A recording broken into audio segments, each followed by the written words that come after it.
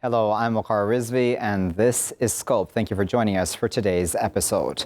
In this segment, we're going to discuss trade wars. We've obviously mostly spoken about the trade war between China and the United States, and certainly that is also heating up in very significant ways. The U.S. will now start taxing $300 billion worth of Chinese imports with a new 10% tariff.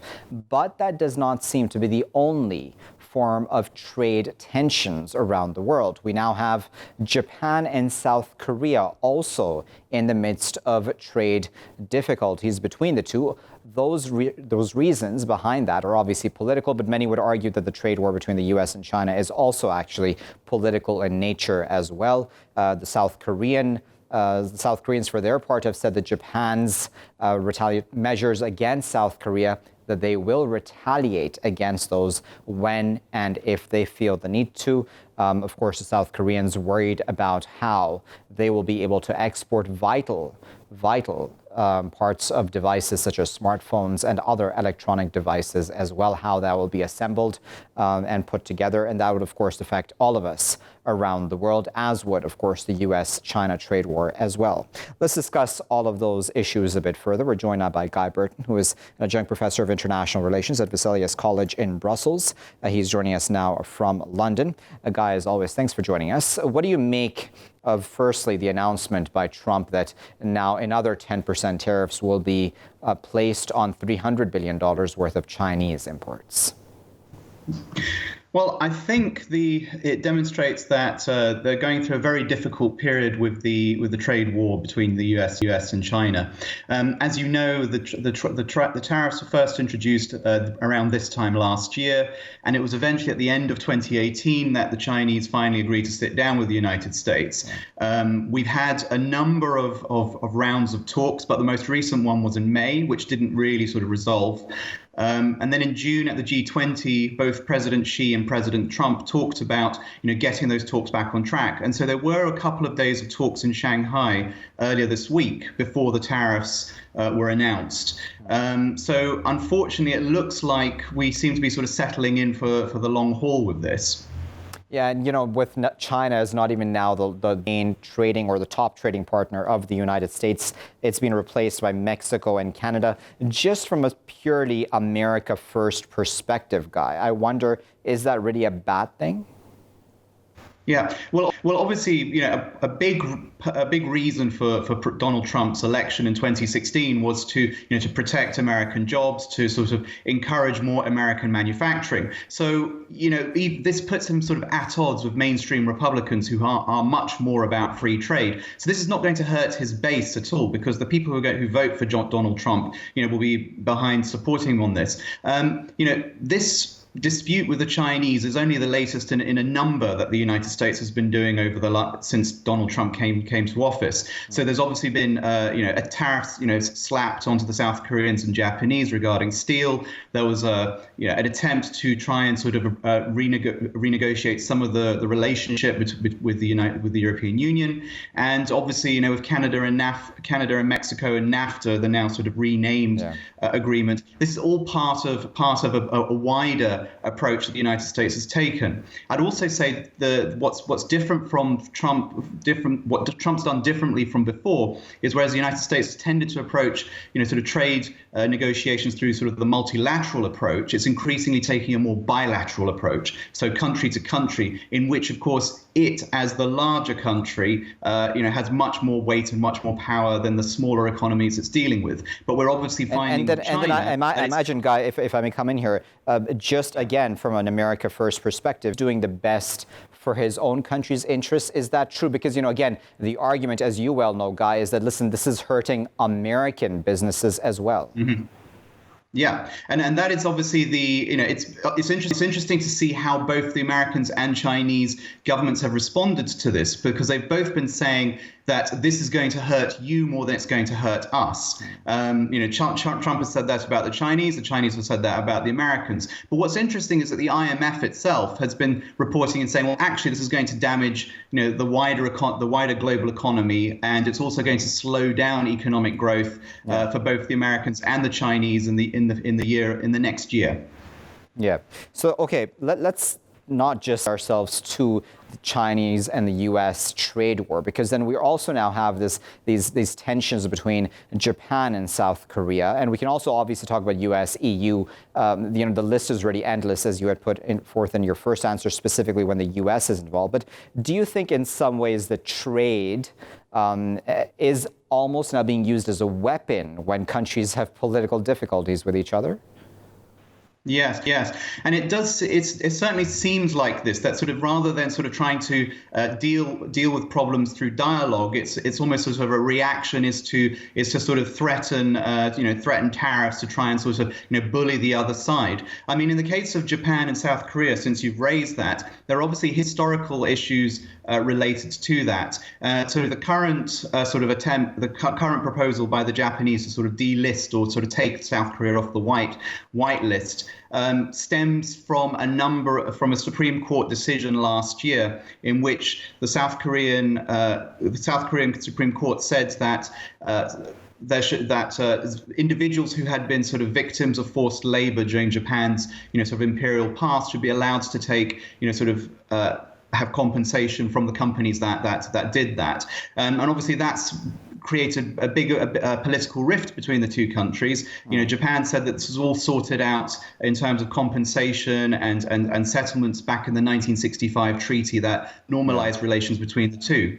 So what we're seeing here is, of course, sort of, again, as you pointed out in your initial sort of introduction, that this is doing politics, through economics.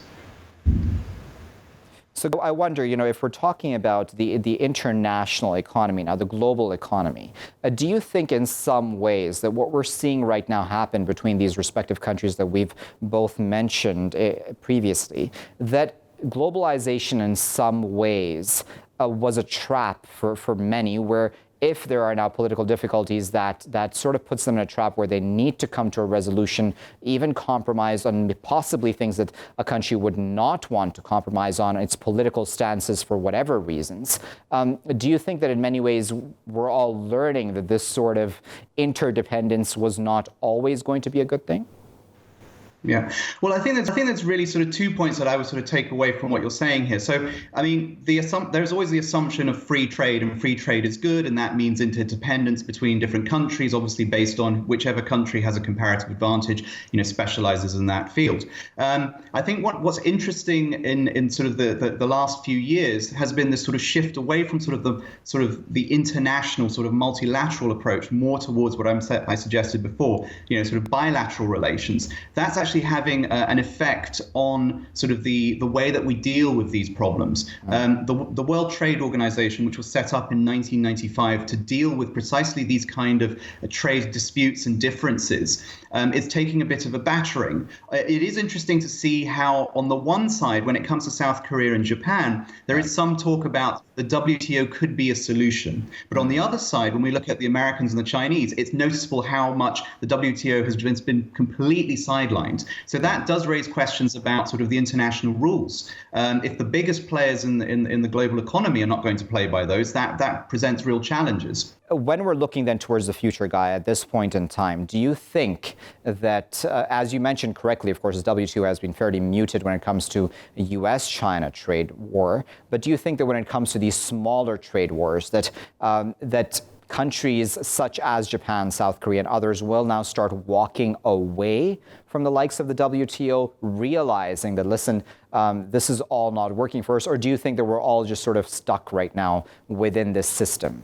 Well, the WTO has always had its difficulties anyway. I mean, certainly, one of the most notable examples of a WTO ruling that went against the United States happened a few years back when Brazil took the United States to dispute arbitration because of subsidies that the Americans were paying to their cotton farmers. It is interesting to note that the WTO will, when it makes a decision, that ruling is for those who've taken the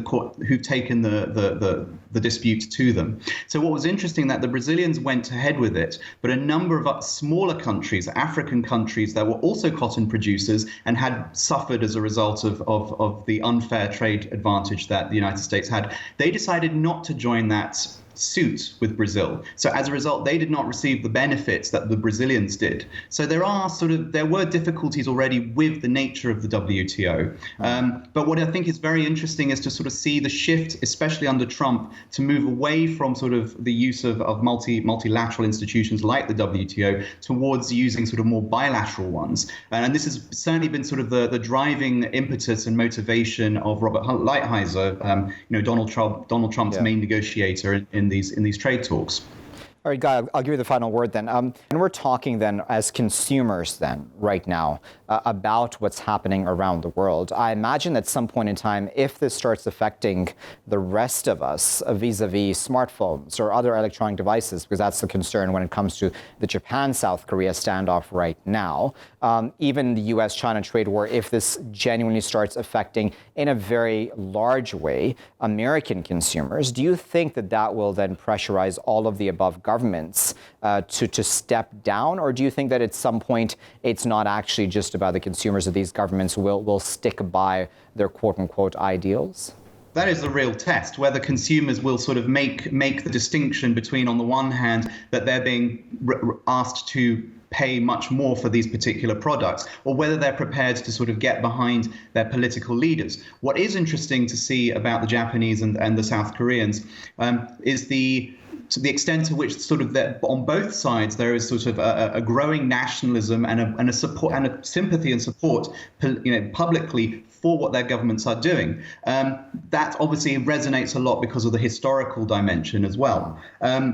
I think if you want to broaden out and think about Europe as well here, I mean, we are talking, looking at the British, for example, who are now talking about the possibility of the government's talking about the possibility of us exiting the European Union without a deal. And, when you've actually looked at the polls, it's quite surprising to see how supportive, the membership of the Conservative Party is. And that may well have sort of political ramifications and consequences. So I think, yes, it's very interesting to see, how close are the political leaders to their constituencies. So far, that seems to be holding out. But long term, there is the possibility that, of course, more expensive products, especially I think when the economy starts to turn down, Indeed. Then it might become more detrimental. Exactly, and I'm sure we'll revisit this discussion when the economy does, God forbid, take such a downturn globally. Guy, of course, we appreciate your time today, and of course for your expert insight. That was Guy Burton speaking to us from London.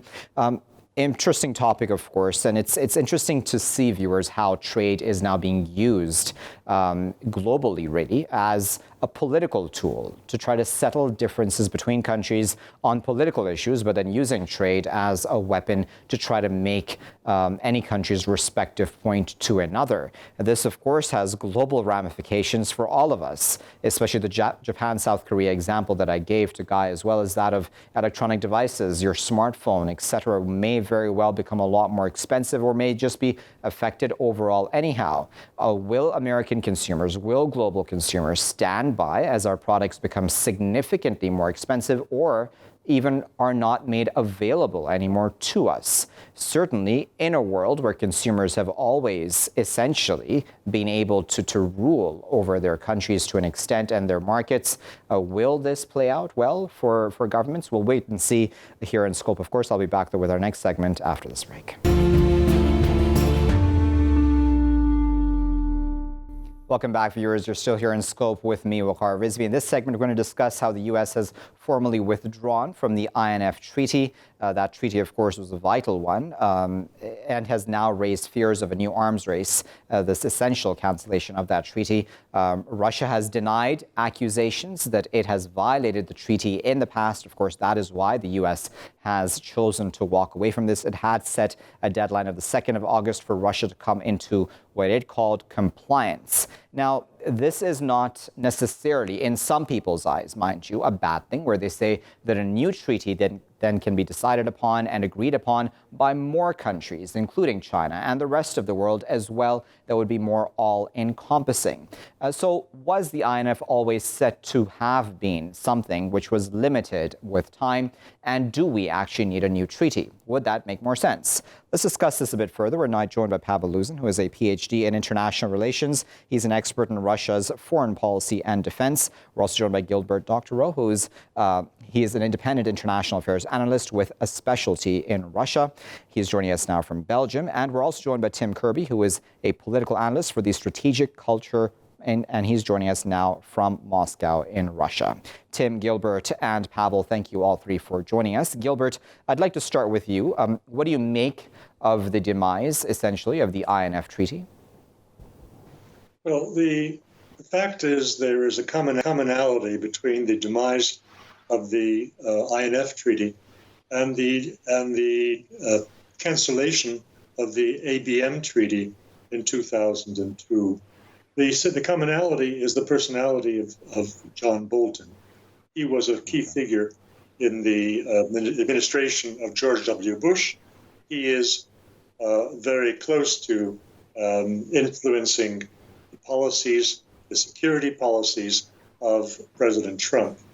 And he has been an opponent of, and remains an opponent of all international obligations that bind the United States and prevent it from doing what it needs to do or wants to do to satisfy its national interests and to ignoring the interests of all other parties. That is to maintain American hegemony.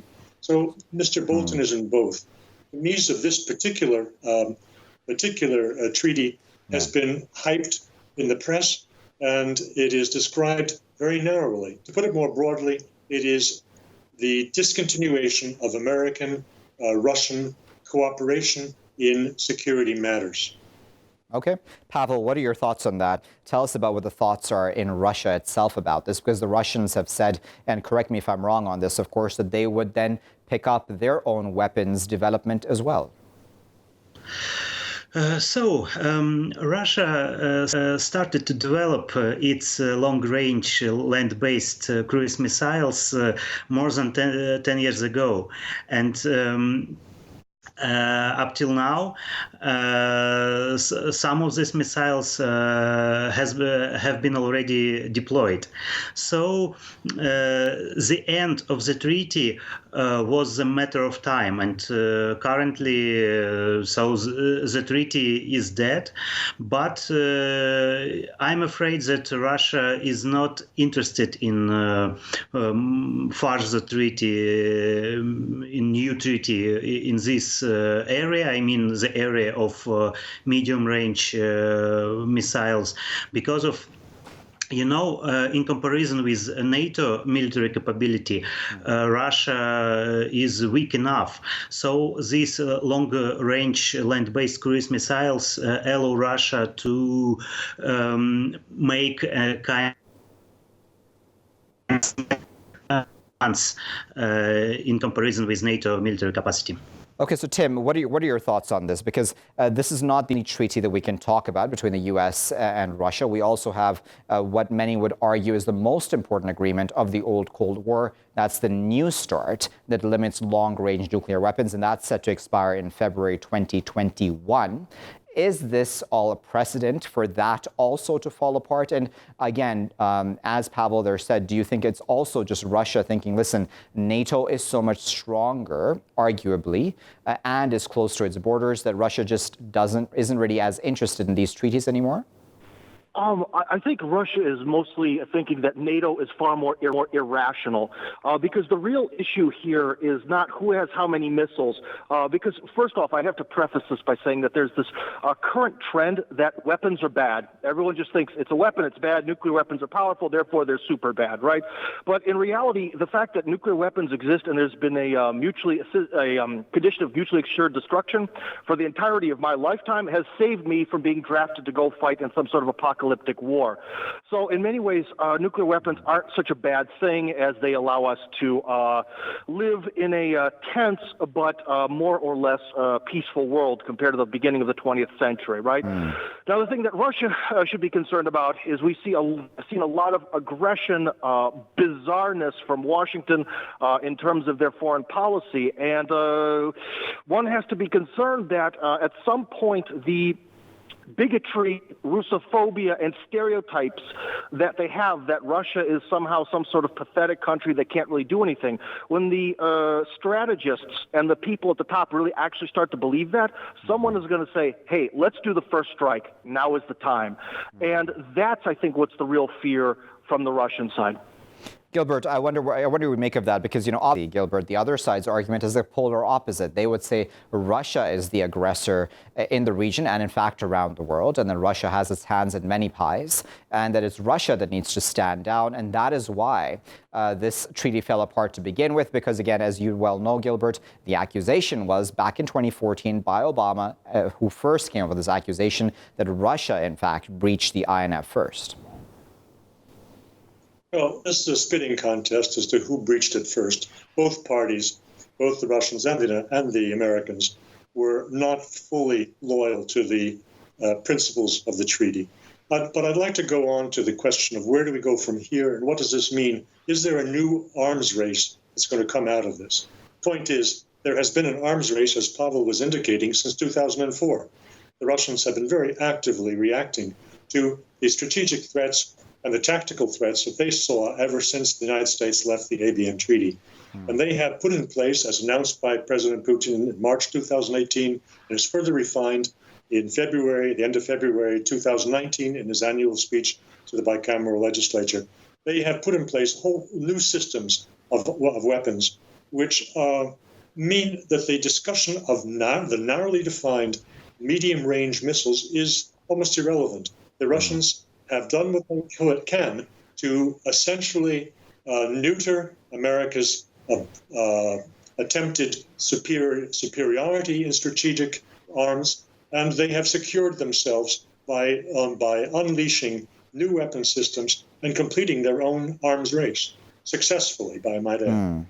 Pavel, I wonder, the argument on the part of Trump right now is that, listen, we can come up with a better deal, which is more encompassing. And he says that both Russia and China, this is, of course, according to Trump, are very, very excited about the possibility of a new nuclear pact, which is, again, as I said, more wide-ranging and includes more countries. What are your thoughts on that? So I think it's a kind of dream of Donald Trump, and President Trump wants to design many other agreements in many other fields, but he's not very successful here. Of course, Trump wants to put his step in history and wants to sign a new agreement with Russia, with China, with someone else. But I'm afraid currently neither Russia nor China are interested in new agreements. And for sure, Trump will try to bargain with Russia, with China, towards new agreement, and that's why the United States currently are going to develop new medium-range missile just for bargaining with China, with Russia. But I think we are at the era when the non-proliferation treaty from Cold War era will die.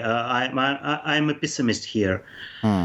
I'll thank our guests. We had Tim Kirby, Gilbert, Doctorow, and Pavel Luzin, who were speaking to us there and sharing, of course, a very vital and important insight. We appreciate their time, of course. Viewers, as we mentioned here, and as Tim there mentioned, and I think it's an important point, is that weapons are not necessarily always a bad thing, because they do act as a deterrence, and it's again about mutually assured destruction, as Tim correctly there said. The narrative on the American side is, of course, that the Russians are the ones that breached the INF Treaty, that they have been aggressive, that they have their hands in many pies around the world, that they are being expansionist, et cetera, et cetera. On the Russian side, of course, we well know their arguments as well. NATO expansionism close to Russian borders, American interventions nations around the world as well. And so Russia obviously feeling under threat as well. America arguing that it and its interests and its allies feel under threat by Russia. At this point in time, it's not even important who's right. It's about the fact that we are now in an arms race. Is that a good thing? Does that make all of us more secure, actually? We'll wait and see how that all works out. I'll be back, though, with our next segment after this break. Welcome back, viewers. Well, the Syrian government, I should say, has agreed to a truce in the province of Idlib on the condition that the Turkish-Russian buffer zone deal there is properly implemented. Now, according to the Syrians and according to that deal itself, the rebels, or who we would call militants, according to the Syrian government itself, would need to withdraw their forces and weaponry from that Turkish-Russian buffer zone based on that September accord. That has obviously not yet occurred. The rebels would argue, of course, that wherever they have removed weaponry, that the government has attacked them, that the Syrian army has attacked them. Another huge issue here is, of course, the presence of Hayat Tahrir al-Sham, formerly, of course, part of Al-Qaeda. The fact that they do control huge parts of Idlib, Hama, Aleppo, Latakia, is, of course, of great concern as well to the Syrian government. But on the other side, of course, there is the argument that it's Syria itself, the government of Syria itself, which is not respecting that deal and past deals as well in that regard. Will it respect this one? Will the rebels respect this one? Let's discuss this further. We're now joined by Ayman Mhanna, who is Executive Director of the Samir Kassir Foundation. He's joining us now on the line from Beirut. We're also joined by Hadi Wahab, who is a doctoral researcher and postgraduate teacher assistant at the Institute of Arab and Islamic Studies at the University of Exeter. He's joining us now from Exeter. And we're also joined by Andreea Stoian Karadeli, who is an independent researcher, and she's joining us now from Istanbul in Turkey. Andreea, Hadi, and Ayman, thank you all three for your time. Andreea, I'd like to start with you. What do you make of this truce when it comes to Idlib? Will it work? Actually, the idea of having a buffer zone, if we start with this, has been pointed out by Turkey from the very beginning of the Syrian conflict. It was pointed out by the former Prime Minister Ahmed Davutoglu at the beginning of the escalation of the conflict.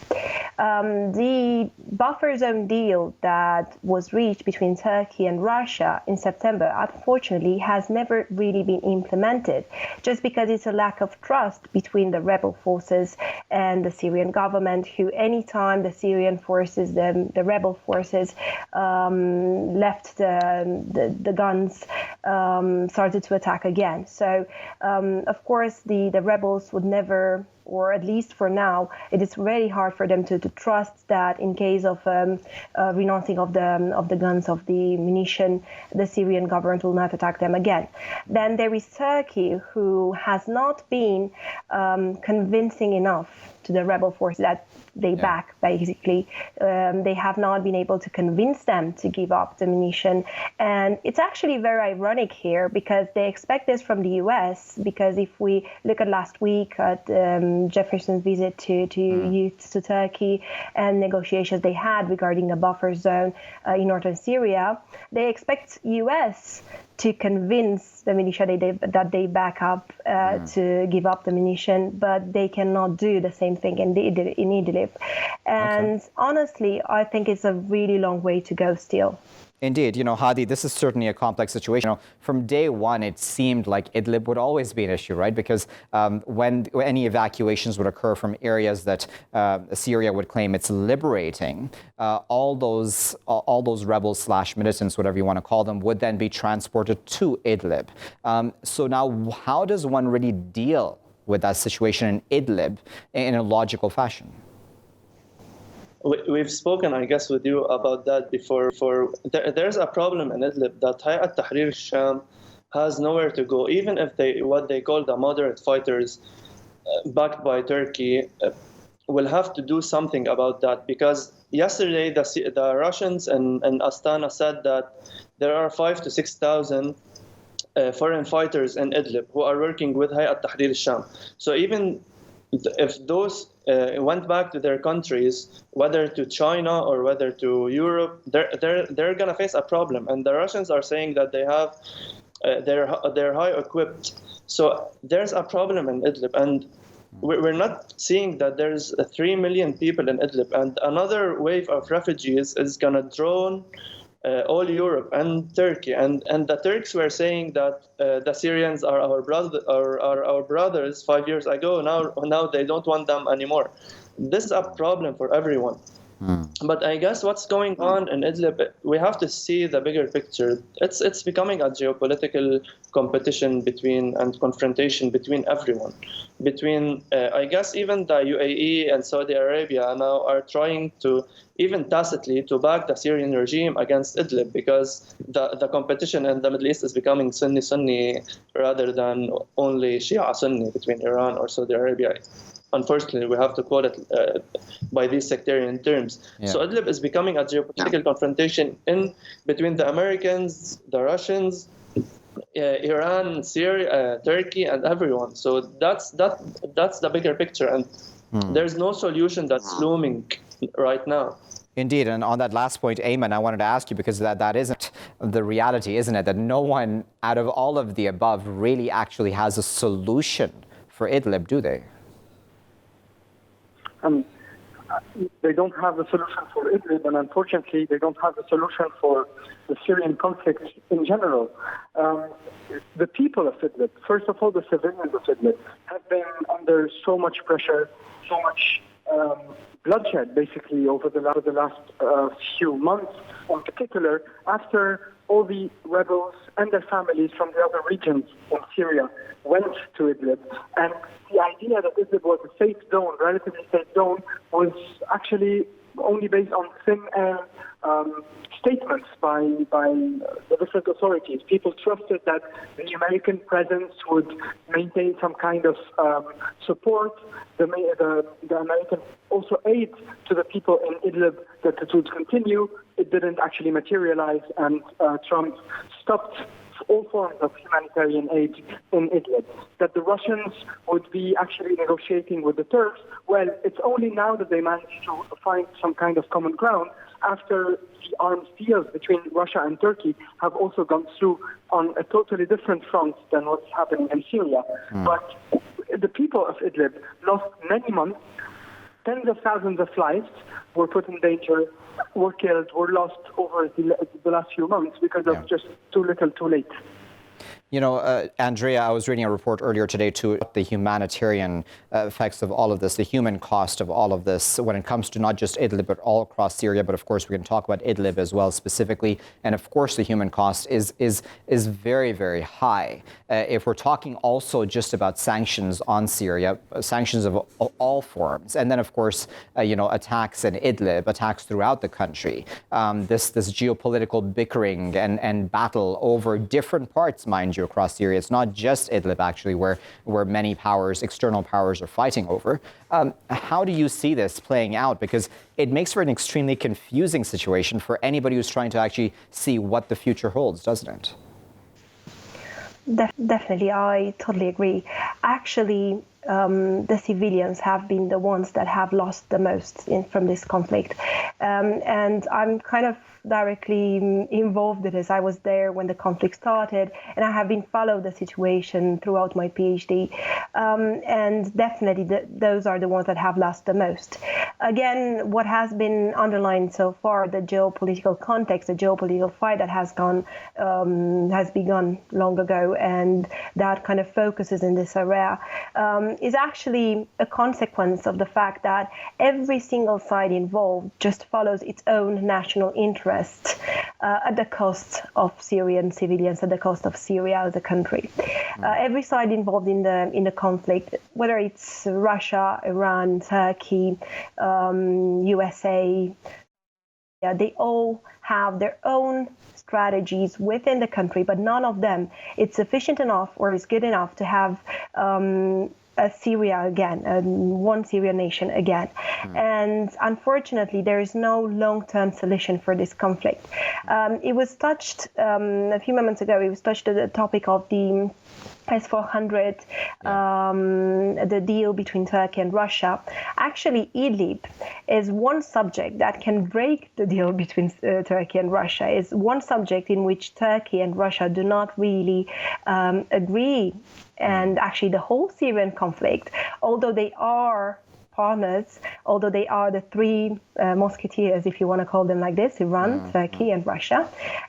Actually, Turkey is very different. The Turkish opinions are very much different from the Russian ones when it comes to Syria. And then this is another side of this whole conflict. It's another side of this geopolitical mess, actually, that happens now. Andreea, I'm going to come in. I'm going to interrupt you just Syria. because, unfortunately, the clock has gotten the best of us, unfortunately, to leave this conversation just there as a short one, unfortunately. But we've gotten through some important points, and I think it's important, viewers, to of course, realize that as Ayman, Hadi, and Andreea there spoke about the geopolitical issues and the many external players that have their hands in the Syrian pie, they all have conflicting interests at some point in time. So even if we're talking about the Astana process with Russia, Turkey, and Iran, even they have conflicting interests between each other. And of course, as Andreea there said, Russia, Turkey certainly, but even Russia, Iran. If we're talking about the Golan Heights, for example, the Russians and the Iranians certainly disagree on how far, how close Iran is allowed to have any presence close to the Golan Heights, the occupied Golan Heights, I should say. And then, of course, we can talk about many, many other regional and global countries around the world who are trying to influence the situation area by area or throughout Syria as well. But at the end of the day, as was mentioned by pretty much all of our guests, the human cost is the one that we're not concentrating on. These are human beings on the ground there that are being affected by this ongoing war, this ongoing stalemate without any real horizon, any light at the end of the tunnel. No one actually has a solution to this situation. We'll keep a close eye on that here in Scope. I've been Waqar Rizvi. Thanks for watching.